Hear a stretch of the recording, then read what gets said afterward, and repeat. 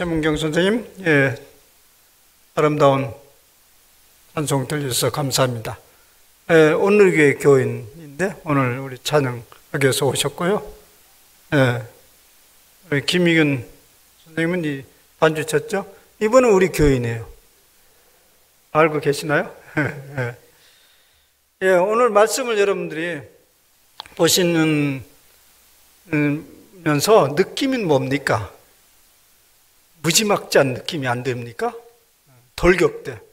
하늘에서 가브리엘 천사가 처녀에게 나타나서 할 소리가 있고 못할 소리가 있는데 아주 무지막지한 정가를 가지고 왔습니다. 그래서 오늘 말씀을 보면서 제게 딱 떠오르는 한 단어가 뭐냐면 돌파 작전하면 더 생생하겠죠. 돌파라는 느낌이 듭니다. 근데 이 말은 사실 우리 영성에서 사용하는 말입니다. 에카르트라는 신비가가 영성생활의 특징을 돌파, 영어로 break through, 뚫고 지나간다, 그 표현을 하고 있습니다. 하나님의 사람들은 하늘의 침입에 의해서 돌파를 당하는 사람이다, 이런 얘기입니다. 이 돌파 작업을 우리가 또 생동력 있게 이해하자면 터널을 생각하면 되지 않습니까? 세계에서 터널을 제일 잘 뚫는 나라가 대한민국인지는 아시죠? 그저 빙글빙글 산이 많아서 돌아다녀야 되는데 그저 현대로부터 시작해서 여러 건설사들이 굴을 잘 뚫어져 가지고 그냥 직행 코스로 갑니다. 그것을 돌파했다고 해요. 산을 무지막지하게. 역사 속에 탁월한 하나님의 사람들이 이러한 하나님의 돌파를 당했고 그를 통해서 하나님이 당신의 뜻을 이 땅에 이루어 가십니다. 사도 바울도 하나님에 의해서 돌파를 당한 사람입니다.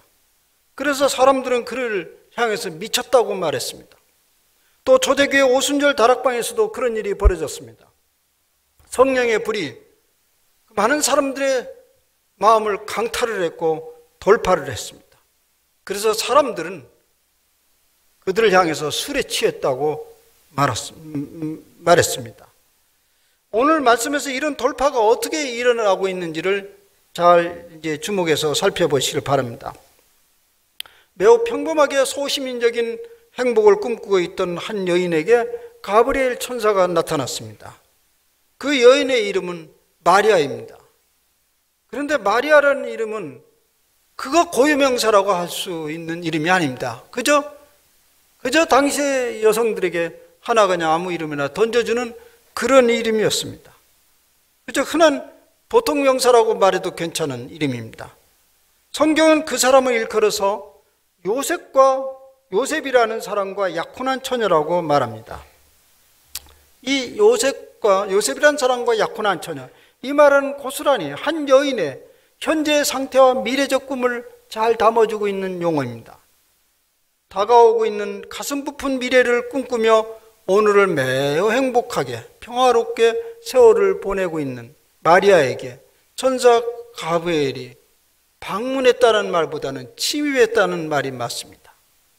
그 천사는 그 여인을 돌파하여서 하나님이 거니시기에 편한 길을 만들기 위해서 돌격대로 이 땅에 왔습니다.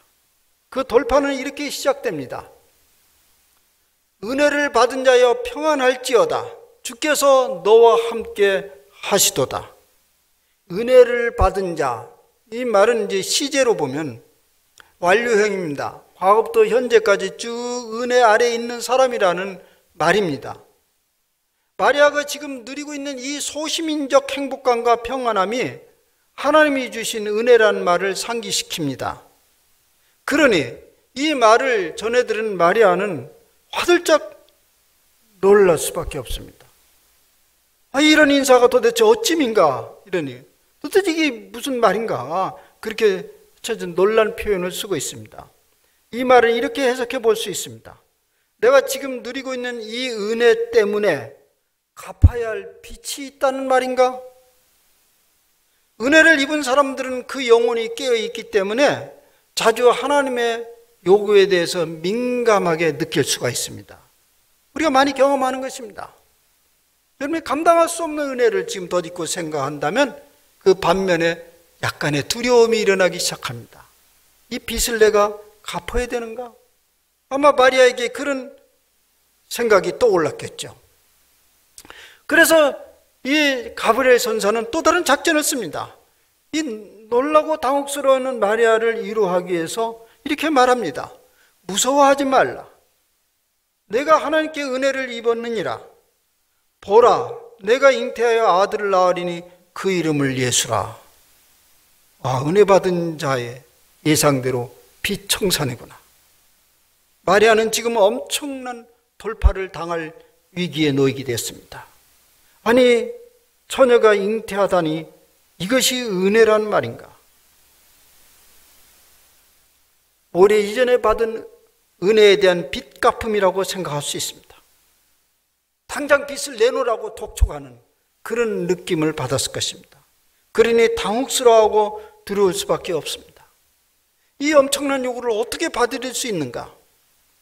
그런데 이 요구가 은혜의 되갚음이라고 생각한다면 감당하기 어렵습니다. 차라리 그런 은혜를 주지를 말지. 이제 와서 계산서를 내밀다니.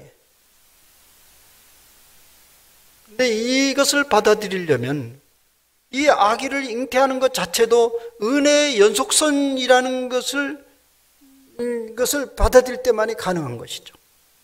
그래서 가브리엘 천사는 이 돌파 작전을 멈추지 않고 이제 설득하면서 밀고 들어갑니다. 왜 이게 은혜인지 아느냐? 보라, 내가 잉태하여 아들을 낳을 텐데 그 아들은 다름 아닌 지극히 높으신 이의 아들이며 그리고 그 아들은 하나님께 그 조상 다윗의 왕위를 이어받을 자이다. 그래서 그는 영원히 야곱의 집을 다스릴 왕이 될 것이다. 마리아는 이 소리가 무엇인지 무슨 소리인지 금방 알아들었을 것입니다. 우리는 지난 2주 동안에 계속해서 메시아의 도래에 대해서 함께 생각했습니다. 당시 이스라엘 백성들은 메시아에 대한 갈망으로 가득 차 있었습니다. 율법을 아는 모든 백성들은 곧 메시아가 도래할 것이라는 기대로 충만해 있었습니다. 그런데 그런 일이 올 것이라는 것을 기대하고는 있었는데 왜 이것이 나를 통해서 말입니까? 소시민적인 꿈을 꾸고 있는 이 여인을 통해서 이 일이 성취된다는 것은 받아들이기가 어려운 것입니다. 그래서 그는 계속 저항을 합니다. 나는 남자를 알지 못하니 어찌 이런 일이 있으리이까? 내게서 낳을 아이가 지극히 높으신 이의 아들이든지 다윗의 왕위를 이을 자이든지 나는 모르. 어쨌든 내가 모르는 건 있는데 남자를 몰라요. 어떻게 그런 일이 있을 수 있냐고 저항을 합니다. 당시의 풍습에 의하면 당시의 여인들은 12살에서 14살 사이에 결혼을 합니다. 그런 풍습이 지금도 여전히 중동에 남아있지 않습니까? 그러니 마리아는 지금 약혼 상태니까 대충 잡아도 14살 이하의 어린 소녀입니다. 감당하기 어려운 요구입니다. 왜 하나님은 이런 어려운 선택을 통해서 하나님의 일을 시행하시려 합니까? 천사와 마리아가 집요하게 줄다리기를 하듯 투쟁을 하는 장면이 본문입니다. 마리아는 이러저러한 합리적인 이유를 대지만은 가브리엘 천사도 물러설 기미가 전혀 보이지 않습니다. 성령이 내게 임하시고 지극히 높으신 이의 능력이 너를 덮을 것이다. 그리고 내 친족 엘리사벳에게도 그런 일이 일어났다. 이것은 계속 천사 가브리엘이 계속 밀어붙이면서 동시에 합리적 설득을 구사하고 있습니다. 이 일은 너만 일은 아니었다. 오늘 본문의 출발점은 이렇게 되고 있어요. 6째 딸의 천사 가브리엘이 하나님의 보내심을 받았다. 이 6째 딸은 뭘 얘기합니까? 6살, 6개월 전에 그런 일이 한 번 또 있었다는 얘기예요. 누굽니까? 마리아의 친족이요, 당시 제사장인 사가랴의 부인 엘리사벳이 동일한 경로를 통해서 세례 요한을 잉태한 지 6개월째 되었습니다. 이미 그런 선례를 가지고 있었다는 것이에요. 그걸 가지고 지금 마리아에게 설득을 합니다. 사실 우리가 이 믿음의 길을 지금 걸어가는 것도 여러분들이 우리 모두가 무슨 하늘에서 직통 계시를 받아가지고 믿는 거 아니죠. 앞서간 수많은 선례들이 그 믿음의 선배들의 신뢰를 보면서 우리가 한 걸음 한 걸음 걸어가는 것입니다. 그런데 오래전에 들었던, 본인한테 직접 들었는지 다른 매체를서 들었는지 세월이 흘러서 잘 기억이 안 나는데, 구봉서 장로라는 분이 아시죠? 그분의 입에서 나온 얘기입니다. 작년인가 세상 떠났죠? 코미디언의 대부. 이분이 이제 전도를 받아가지고 예수를 믿게 됐잖아요. 그래서 이제 이분이 하여튼 예수님을 깊게 받아들인 것 같아요. 그래서 그 연예계에서 전도를 아주 많이 했잖아요. 당시 벌써 예수를 믿기 시작할 때 어느 정도 상당한 이제 그 자리에 있었고, 선배이기 때문에 이제 후배들 뭐 이런 게 전도를 많이 할 모양이에요. 그러면 그 전도를 받습니까? 그래서 어느 날 그러더래요. 형님, 말도 안 되는 소리를 하냐고. 어떻게 처녀가 애를 하냐고. 그런 종교를 믿냐고. 그렇게 반응을 하더래요. 그래서 그때 구장님이 그렇게 얘기를 했대요. 이제 얘기를 정리해보니까 두 가지를 얘기한 거예요. 아니, 하나님이 그렇게 하셨다는데 웬 잔소리냐? 하나님이 하면 되는 거지. 그게 첫 번째 얘기고, 두 번째는 남편 요셉이 그렇다고 믿는데 네가 남편보다 더 잘하냐? 그래서 할 말이 없이, 그래서 삼위일체 커피 한 잔 사주고 교회 나와. 그래서 삼위일체 커피를 사줬대요. 삼위일체 커피 아세요? 맥심. 그걸 우리 신학교에서 삼위일체 커피라고 그래요. 세 개가 하나가 돼가지고 한 봉지에 들어서. 그래서 이제 구장님 그거 딱 이제 그걸 대접을 한대요. 그러면서 짜다고. 그래요. 앞서간 증언들을 보고 우린 믿는 거예요. 당신들이 더 하냐고. 이미 경험한 사람이 있는데 그걸 믿고 따르면 되지. 왜 복잡한 생각을 하냐. 이 얘기입니다. 결국 마리아는 손을 들었어요. 아니, 엘리사벳도 그런 일인데 너는 왜 못 믿냐. 그래서 그는 손을 들고 순종을 하게 됩니다. 대저 하나님의 모든 말씀은 능하시지 못하심이 없습니다. 주의 여종이오니 말씀대로 내게 이루어지이다 하며 천사가 떠나가니라. 참 치열한 전투가 이젠 끝났습니다. 마침내 하나님의 사자 가브엘이 이겼습니다. 이 장면을 우리는 약복강 다루타에서 씨름했던 야곱이 또 생각이 나지 않습니까?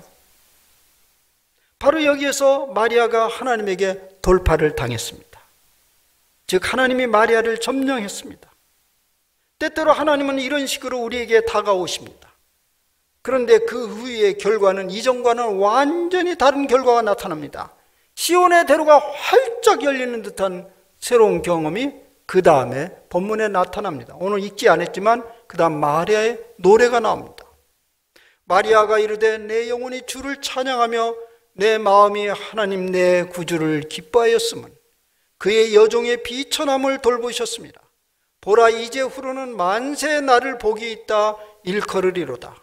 능하신 이가 큰 일을 내게 행하셨으니 그 이름이 거룩하시며 긍휼하심이 두려워하는 자에게 대대로 이르는도다. 이 노래소리는 이전에 버티면서 저하던 마리아의 모습과는 사뭇 다른 모습이지 않습니까?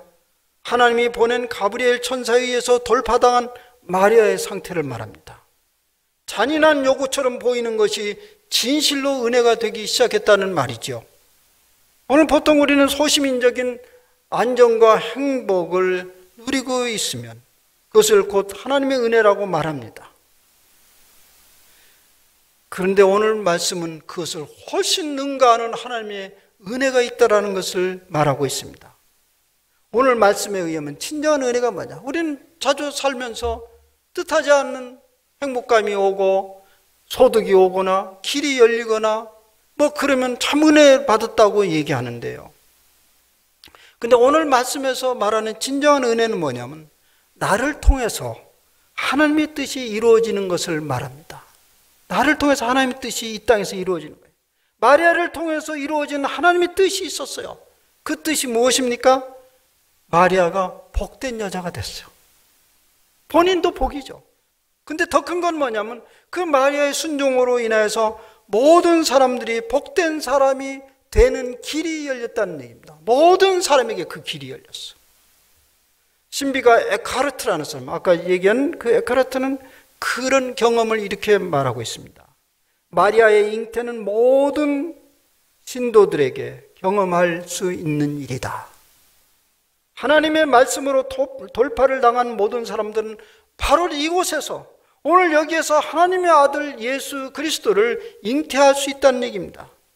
그리고 그 안에 마리아가 경험한 대로 이전과는 현저하게 다른 시온의 대로가 열린 듯한 영적 세계를 경험하게 된다는 얘기입니다. 마리아가 아기 예수를 잉태하면서 스스로 일컫는 복 있는 여자라고 했습니다. 스스로를 복 있는 여자라고 했습니다. 이제 후로는 만세에 나를 복이 있다 일컬이로다. 그녀를 통해서 성취된 만세의 복이 뭡니까? 그 만세의 복이 뭔가요? 뭐 한마디로 짧게 얘기하면 성육신 사건입니다. 성육신 사건이에요. 우리 교회가 늘 노래하는 거 있어요. 만물을 새롭게 한다. 그 만물을 새롭게 하는 근거가 어디 있냐고요? 바로 성육신에 있습니다. 성육신이 바로 그 기초가 되었어요. 근데 이 성육신이라는 말은 요한복음에서 나온 말이거든요. 요한복음에 말씀이 육신이 되셨다. 이것이 이제 성육신이라는 말입니다. 여기 육신이라는 말이 나오죠.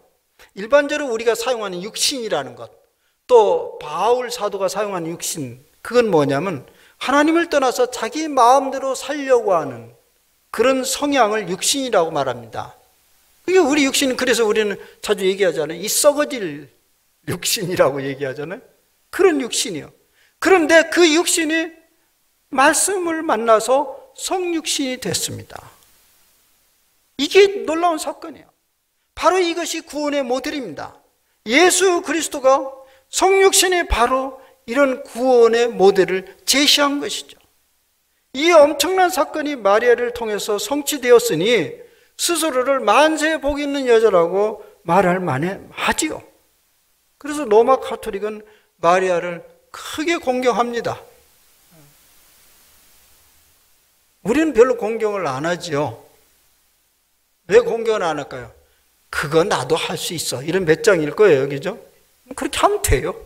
우리는 그래서 그냥 마리아만 하냐? 우리도 하죠. 그래서 여러분들 그런 마음을 가지고 있는 줄 알고 우리가 마리아를 여기다 안 세워놓죠. 우리 다 마리아가 될 수 있으니까. 네. 이제 그런 놀라운 사건이 실제적으로 우리 삶에 어떤 영향을 미치고 있는지를 생각해 봅시다. 그 구체적으로 오늘 삶에서 무슨 영향이 있느냐? 하나님의 사람이 이 땅에 이제 사람으로 탄생했는데요. 그 과정을 자세히 들여다보면요, 큰 틀에서 보면 모든 자연인이 태어나는 것과 크게 다르지 않습니다. 크게 다르지 않아요. 특별히 마리아가 동정녀로 왔다, 이런 그것만 특별히 강조하지 않으면 모든 과정은 매우 평범하게 진행되고 있습니다. 하나님이 가냘픈 한 여인의 태를 통하여서 태를 사용하시고 그래서 이 땅에 오셨습니다. 성경에 그런 말이 있나요? 하나님이니까 특별히 봐줘서 한 달만 뱃속에 있다 나오, 2달만, 3달만 하나 감해주고, 그런 일이 없었어요. 그 속에 오셨어요. 근데 이제 천사가 왔다고 하잖아요. 여러분 아이를 여기 낳으신 분 많잖아요. 여러분 천사 안 만났어요? 태몽 꿨잖아요. 태몽. 네. 그것이 사실 천사가 방문한 거예요. 네. 보통 산모들이 다 이제 태몽을 꾸는데 그것은 뭘 의미하냐면 우리가 낳은 아이들이 다 우연히 온 아이들이 아니에요. 그냥 던져진 아이가 아니고 다 각자의 사명이 있고 독특한 의미를 부여하고 태어났다는 의미입니다. 예수님이 이 땅에 탄생하기 전에 가브리엘 천사의 전가를 받은 것도 사실은 보면 그런 의미로 받아들일 수 있습니다. 그 가브리엘 천사는 예수님이 태어날 때만 등장한 것이 아닙니다. 그러니까 벌써 이전에 세례요한도 그랬고, 또 구약에 보면 다니엘도 그런 경험을 하고 있고, 또 여러분들도 그러했고, 그러니까 이 예수님의 태어난 과정은 그렇게 특별하게 볼 일도 없어요. 예수님은 인간의 그 일상적 삶의 과정을 통해서 이 땅에 오셨습니다. 오늘로 말하자면 그 귀한 분이 오시는데 세상이 떠들썩하여서 빅뉴스거리가 되어야 할 텐데 그렇지 않았습니다. 그저 일상을 살아가는 무명의 여인 마리아의 삶을 통해서 이 땅에 오셨습니다. 이건 역시 하나님이 그의 아들 예수 그리스도를 통하여서 우리의 일상의 삶을 거룩하게 하셨다는 말입니다. 우리는 자주 일상과 비상의 시기를 나눕니다. 특별한 어떤 날을 기대해요. 그런데요, 일상 없이 비상한 일은 일어나지 않습니다. 하나님은 일상의 일들을 성스럽게 받아들이는 사람들을 통해서 거룩하고 비상한 일을 행하십니다.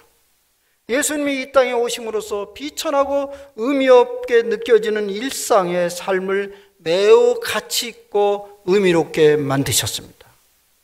예수님의 탄생은 치열한 생존 경쟁의 틈바구니에서 의미와 가치를 생각할 여지도 없이 유한적인 생을 살다가 흙으로 돌아갈 수밖에 없는 허무한 인생들을, 허무한 세월들을 성스럽게 만드셨습니다. 그러한 경험을 마리아가 이렇게 증언합니다. 내 영혼이 주를 찬양하며 내 마음이 하나님 내 구주를 기뻐하였음은 그의 여종의 비천함을 돌보셨습니다. 보라, 이제후로는 만세의 복이 있다 일컬으리로다.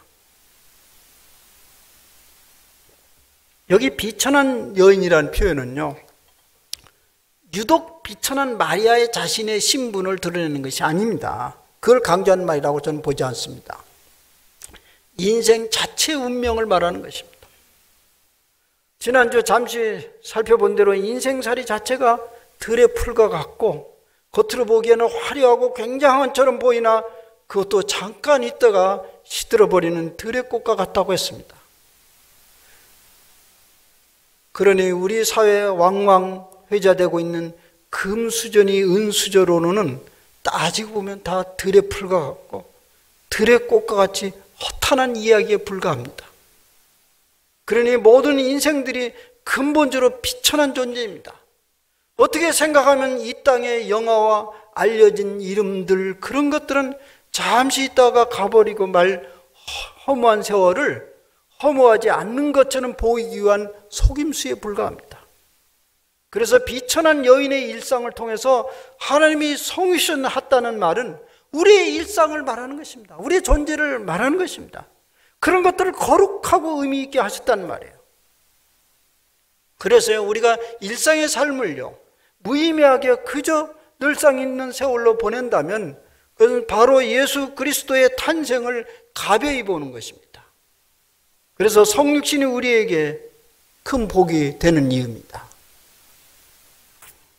그리고 비천한 여인에게서 하나님의 아들 예수 그리스도가 태어났다는 말은 온 인류를 하나님의 가족으로 편입시켰다는 얘기입니다. 그러니까 비천한 인간이 하늘의 멤버십을 취득했다는 말입니다. 그래서 성경은 말하고 뭐냐면 예수님이 오시면 임마누엘이라 하셨다. 이게 뭐죠? 하나님이 우리와 함께 하신다. 그러면 예수님이 이 땅에 오심으로써 우리를 하나님의 가족으로 다 불러들이셨고, 그래서 하나님과 우리는 떼어놓을 수 없는 관계가 되었다는 것을 의미합니다. 그러니 이 비천한 여인이 복된 여자가 되었고, 인간의 죄악으로 인해서 버려질 인생, 부패된 피조 세계가 다시금 회복되기 시작했습니다. 창조 세계가 더 이상 부패되고 버려질 세상이 아니라 회복되고 완성되어지는 세상이 되었다는 말입니다. 그래서 우리는 만물이 새롭게 되어가는 세상을 우리의 구호로 받아들이고 그것을 지금 추진하고 있는 것입니다. 동방교회 신학자 존 마인돌프는 이렇게 서술하고 있습니다. 하나님의 아들은 마리아의 태에서 혈육을 취하셨고 성사의 은총을 통해 인간 전체를 성화할 수 있고 이를 통하여 마지막 날에 육체의 부활을 가능하게 했다. 사실 육체 부활은 마리아의 태로부터 시작됩니다. 거기서 육체를 입음으로써 우리 육체가 영원한 육체가 됨으로써 결국 영원한 부활에 참여하게 되었다는 얘기입니다. 그래서 비천한 한 여인의 태를 통하여, 마리아 스스로 비천하다고 그랬어. 태를 통하여 하나님이 이 땅에 오신 것은 모든 사람들 속에 들어왔다는 걸 얘기합니다. 마리아에게 왔다는 것은 모든 사람 속에 들어왔다는 거예요. 그러니 하나님의 아들 예수 그리스도께서 들어가서 잉태 못할 태는 없습니다. 그를 초청하고 환영한다면 언제든지 잉태할 준비가 되어 있는 분이 바로 성육신 예수 그리스도이십니다. 그러므로 누구나 마리아처럼 스스로 비천한 존재임을 인정하고 가브리엘 천사가 들고 온 잉태의 초청장을 받아들이기만 하면 우리의 모든 육체는 하나님의 영광을 보게 되고 예수님의 부활체처럼 영원한 육체가 됩니다. 이것이 하나님이 세상을 이처럼 사랑했다는 내용입니다. 그리고 마리아를 통한 성육신의 사건은요, 하늘의 뜻이 하늘에서 이루어진 것처럼 이 땅에서도 이루어지게 하는 하나님의 계획이었습니다. 하늘의 뜻은 뭐냐면 하나님이 하늘에서 통치를 하십니다. 그런데 그분이 이 땅의 통치자로 다시금 등극하셨습니다. 사실 이 땅은 버려진 땅인 줄 알았어요. 구제불능의 땅인 줄 알았는데 하나님 다시 이 땅을 구체적으로 통치하기 시작했다는 얘기가 바로 하나님이 성신하던 얘기입니다. 하늘에서 삼위일체 하나님 사이에서 완전한 사랑의 교류가 있듯이 예수 그리스도를 통한 하나님의 사랑이 인간들을 완전한 하나님의 가족으로 받아들이게 하신 것입니다. 그래서 우리는 예수 그리스도를 평화의 왕, 사랑으로 통치하는 왕으로 부릅니다. 그러므로 예수 그리스도를 믿는 우리들은 예수님의 이름 하에서 하늘의 뜻을 이루기 위해서 이런저런 일을 도모합니다. 이곳저곳에서 지금 예수님의 이름으로 벌어지고 있는 이 모든 일들이 바로 하늘의 뜻을 실현하기 위한 일들입니다. 우리 교회도 그렇습니다.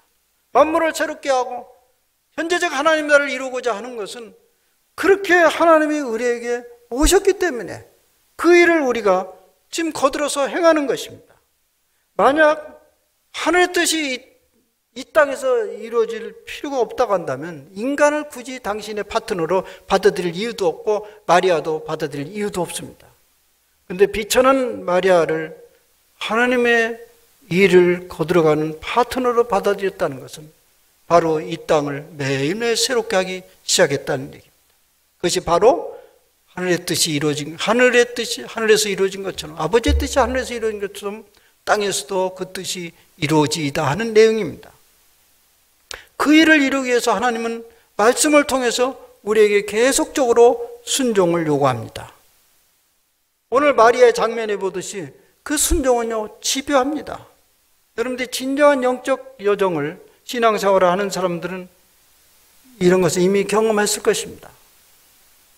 이리저리 피하지만은 또 나타납니다. 집요하게. 계속 쫓아다닙니다. 집요합니다. 그것은 완전한 순종을 통해서 하나님께서 주시고자 하는 그 복이 있기 때문에 그렇습니다. 여러분, 오늘날에도 가브리엘 천사는 여러분 주변에서 서성입니다. 그리고 가끔 내밉니다. 초청장을. 왜냐하면 오늘도 이 만물을 새롭게 하는 것을 진행하고 있기 때문에 그렇습니다. 아직 완성되지 않았기 때문에 그렇습니다.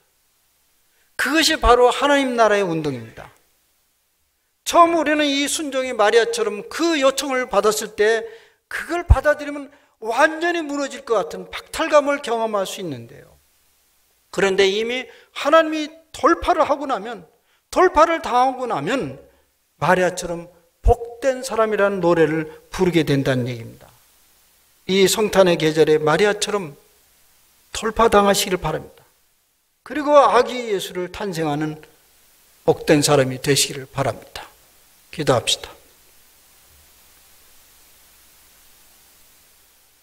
주님, 우리는 비천한 사람들이었습니다. 땅에서 와서 땅만 바라보다가 그렇게 썩어질 육신으로 끝날 인생들이었습니다. 그러나 하나님이 이 땅에 오셨습니다. 그리고 마리아를 돌파하듯이 우리의 심령을 돌파하셨고, 그래서 우리는 구세주 예수님을 받아들였습니다. 그래서 오늘 삶을 거룩하게 하면서 우린 영원한 소망을 가지면서 살게 되었습니다. 주님 감사합니다. 이미 시작한 하나님의 돌파는 끊이지 않고 우리를 향해서 요청합니다. 완전한 순종을 향해서 요청하고 있습니다. 이 요청에 귀 멀지 않게 도와주시옵소서. 계속적으로 들려오는 말씀에 대해서 조금씩 순종하면서 이전에 누리지 못하던 하나님의 계획한 그 은총과 은혜를 우리가 충분히 맛보는 그런 생애가 되게 하여 주시옵소서. 주님이 오시면 그저 우리가 이 땅에서 개인의 안일과 안정을 위해서 살라고 오신 것이 아닙니다. 근본적인 새로운 세계를 보여주기 위해서 오셨사오니 주님 그 일을 시작하신 하나님의 일에 우리가 주목하게 하옵시고 한 발 한 발 응답하게 하여 주옵소서. 우리 주 예수 그리스도의 이름으로 감사하며 기도하옵나이다.